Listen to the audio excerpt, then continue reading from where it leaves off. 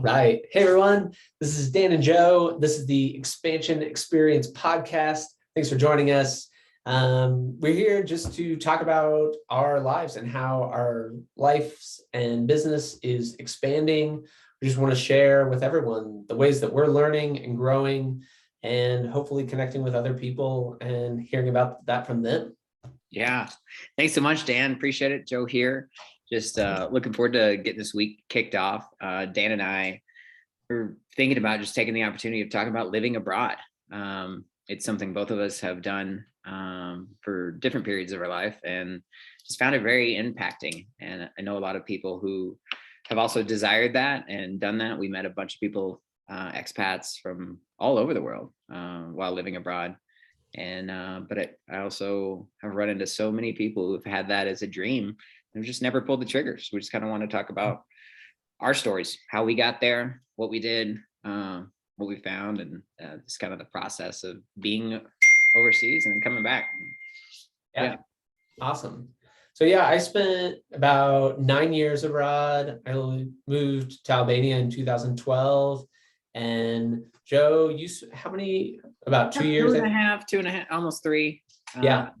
And I lived in Thailand mainly. As far as living, and then I traveled a bunch outside of that. But I think that's a different thing we wanted to talk about too. It's just kind of our different experiences with traveling abroad versus living abroad and kind of what the experiences was. But Dan, I've always loved this about Dan. It's one of we were friends and connected before he moved abroad.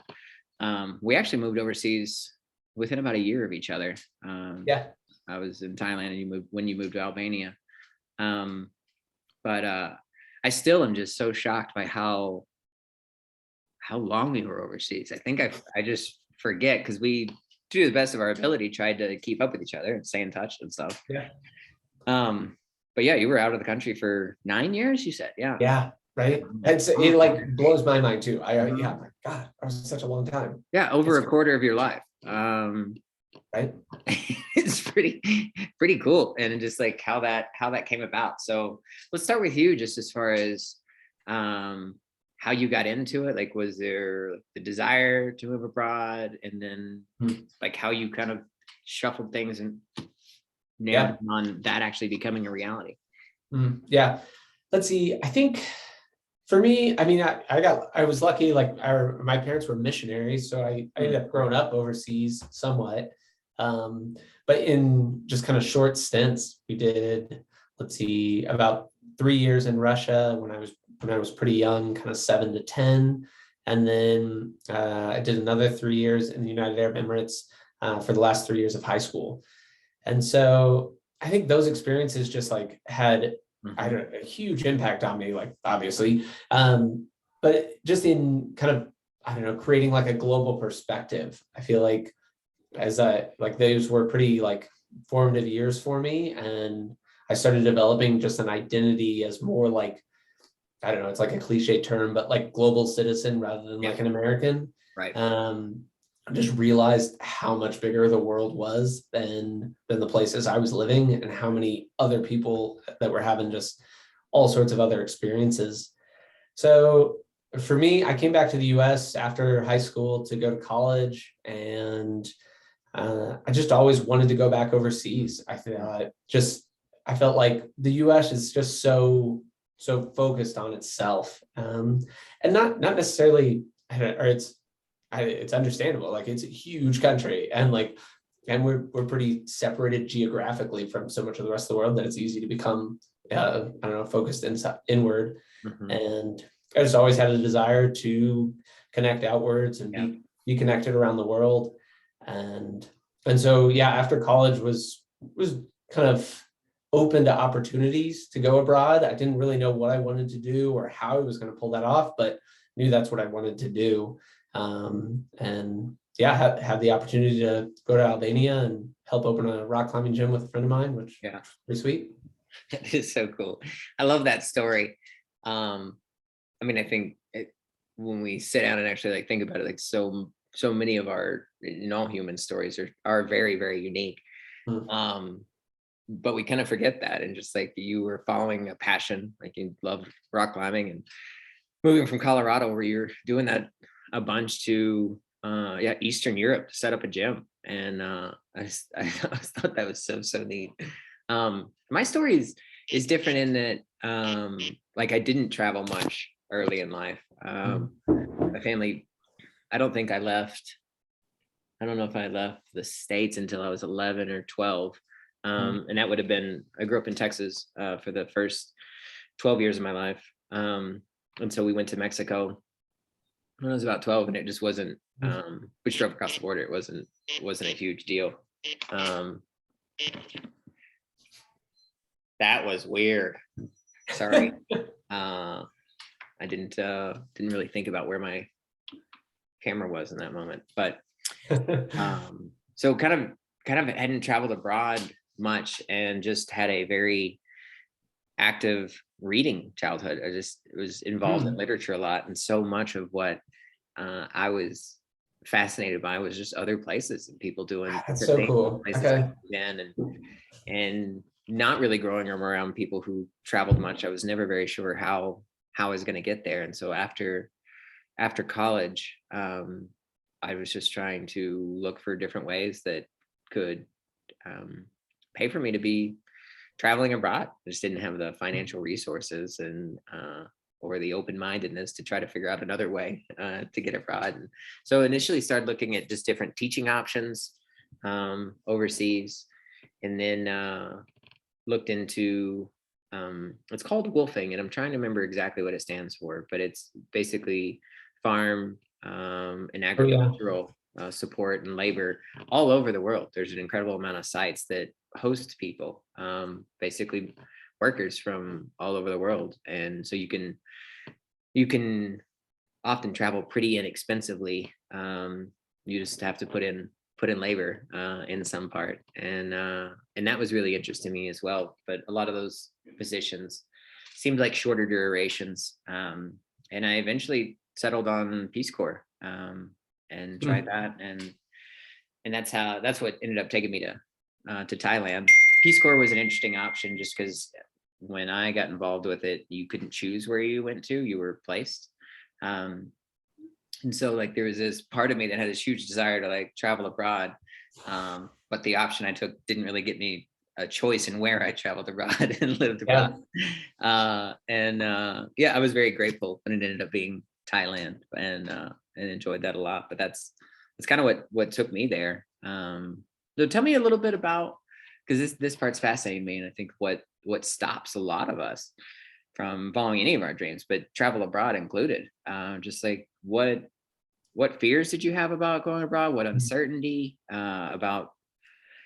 I mean, maybe your experience is a tiny bit different than a lot of people's, just in having overseas experience earlier in your life with your parents being abroad. But what was some of that stuff that came up, and how'd you deal with it, and even settle into it when you were? Yeah, good question.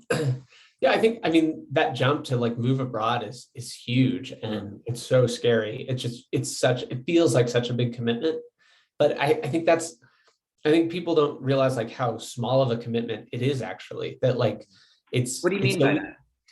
Well, that like you could change your mind and just come back if you want. Right. Like you could go abroad, you could get, I don't know, find a job and move there, and 3 weeks in decide like you hate it and just bail. Like, I mean, it'd be kind of shitty to bail on your job. But like at the end of the day, like, like moving is scary, but like, it's, I don't know, the rest of the world is just like where we're at right now. Like if there's anything I've learned, it's just like everywhere we're at in the world is like so similar. And we met some like really amazing people, and we met some like really shitty people, and like everywhere in the world kind of like has that like just mix. Like here. Yeah. Right. It's like here, like there's no like, and so like it seems like this big scary jump, but like at the end of the day, it was like, well, like no, like I mean, if people have moved cities, and like it's really just like it's just a bit longer of a trip in between. But with like modern travel, it's really not too bad. So I think that's, I don't know, it's scary to leave, I think, friends and family. Like that was the biggest thing for me. Yes. I was living in Boulder and just had a fantastic community that I felt like so supported by. But So that was the hardest thing, was thinking about moving to somewhere else and having to start over with building a community and finding those people again. I think that's the hardest. Yeah, no, and I think in my story, I would really concur. Mm, Just I think financial stuff initially, mm, really kind of came up with that, like as I was talking about earlier, like the option that I ended up going with Peace Corps. They covered flights and very mhm. um, paid a local living wage. I think I made $2 a day in the Peace Corps. So crazy. It was a really good local wage. It was, it was, which is wild, that there's so many parts of the country that are just so disproportionately different economically than what we experience, that you could live a decent life on $2 a day, and I've never eaten better in my whole life. But I do think that the moving away from the community and the family and friends was the hardest part, and then just the reality of having to reestablish that and create that, again, somewhere new. Yeah, But I think that's also kind of bound up in a lot of the excitement and the transition, like why it's powerful in a lot of our lives, because it's like shifting out of our this normality and the people we always hang out with and like the habits and stuff is that, like, it just gives so much more opportunity for us to look at why we do things and why you show up and who you hang out with, and yeah, why are these people like your group, and a lot yeah, of times like that you can get very great answers. But I think that this kind of transition, and not that you couldn't experience that, as you said before, moving across the country, but I think there's a lot of that shifting unstableness that really mm, allows us to see a lot of us, who we are inside. A totally. lot of that stuff comes up. Yeah, I think people talk about like, yeah, moving and stuff as kids, and like, I don't know, you show up at a different high school and you get to kind of reinvent yourself. Right. You feel like you got to, like, I don't know, yeah, reinvent yourself or change your identity, like by moving to Thailand and then even moving back to the States. Mhm. I think so. I think that was an interesting part of it, and I guess I was um, late. I'm sorry, that was all. I thought it was late 30s when I moved, um, but it really was a really neat opportunity to just kind of refocus myself, and things that I was interested in, things I was about, how I wanted to spend my time, Mm, um, and the relationships I wanted to develop. I think that I was just a lot more focused on that because I had an opportunity to be than I was in my life stateside before. Because I think took a lot of it for granted and just let things happen. So it was really just a space of intentionality, and I think very much true. And this is cool. When I came home too, because after 3 years, and this will be interesting when you talk about this after 9 years, but um, America was so different mm, from what I remembered, and I think I probably changed more than America had, mm. but just kind of trying to, yeah, refit and see where that was and redevelop the relationships, and it was just a really neat time of trying to just be who I was then, and not slip back into like the old habits of who I was 3 years before. Not that those are bad things, they weren't Yeah, necessarily consistent anymore. How about you? yeah, What interesting. the Well, moving I out think process? because you were gone and you didn't actually even come back to the States for 3 years, No, right? no, Yeah, not that's once. I came back almost every year. Okay. So I think for me, like, yeah, I always got to come back and like touch into America and see. Mhm. And so I didn't feel like this big transition. So coming back, or I mean, it was definitely a huge transition, but I felt relatively connected to the US still.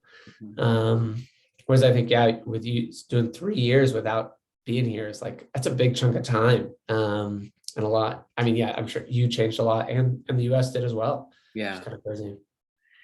Yeah, it's really fascinating. And I think like I would encourage um, anybody who's really thinking about traveling abroad or living abroad to take that jump, like figure out what you need to, because there's just, as you can tell from even just the two of our stories, there's so many different ways to do it. Yeah. You can go start a climbing gym somewhere, or you can join the Peace Yeah. Corps, or be a farmer, or be a photographer, or I mean, it doesn't end. I think there's so many creative ways to figure it out, financially, schedule wise, all of that. And I think it'll be People think they have to go and like, like the only options are like woofing or like teaching English or something, and that they're gonna like not be able to make money. But that like, that's in Albania, like I discovered like international teaching, like, which is like, I mean, you've got to have a US teaching certificate, but like you can get that through an online program in 9 months. And they took great care of us, like provided housing, provided flights, like great salary. Like, yeah, my wife and I, we were able to save like so much, like it was crazy. And so that's, I think, I don't know, at least when I talk to people about it, I feel like a lot of people think of it as like putting a pause on your life and going abroad, and like but in reality, like, no, it was a great thing. And it was like, I don't know, it was a great career for me. Yeah. I gained a ton of experience. And that's, yeah, like you were saying, like there's so many options. And especially, yeah, once I was over there, like it was, yeah, I was so tempted to quit teaching all the time and do something else, because there's so many opportunities all around you if you keep your mind open and you're willing to do stuff. I think I found that to be very true in Thailand too. Like I've met a lot of other expats from all over the world, who were in Thailand, had different types of businesses. And I think this is true in a lot of the world too, that there's people who are running companies and just need help with whatever it is that you're good at and interested in. And there's so many small companies and like middle-sized companies abroad that would love to do international business as well, and just don't know how to like make that happen. And there was a lot of expats that I knew were just working with different companies, helping them figure out how to sell their stuff abroad, in the culture that they came from. And so I think there's a really fun ways to connect with your passions and what you're excited about, to do it. And yeah, I would encourage it, because it's just such a mind shift, living abroad can be. And I think it can be so beneficial for life. Yeah, definitely. We've got this timer in the corner that says 1 minute left. We need to wrap up. So just want to say thanks again, everybody, for jumping in and a piece of our life and hearing about just traveling abroad. And again, just want to encourage you to do you and figure it out. And if you feel like you need to check out other parts of the world, I think you should. Yeah, absolutely. I think I could encourage anyone to do it. I absolutely would say go and like make that jump and like try it out. Like it's a risk and it's so scary, but like at the end of the day, like you're going to be okay. And like, you can figure it out. Like the rest of the world isn't a scary place. Like it's really awesome. And yeah, it's really cool. I think just in a final note, this came up a lot in what you were saying too, like just find the world is so much more similar to who we are, and so much more like us than it is different. And absolutely, it's easy to believe that, other, and a lot of fear and stuff, but it's really just, it's a global community. It really, really is. Like everybody, regardless of skin color or height, we want the same things. We're about the same things. We care about each other and want to move forward. Absolutely. Appreciate it, Dan. Thanks for hanging. Awesome. Yeah.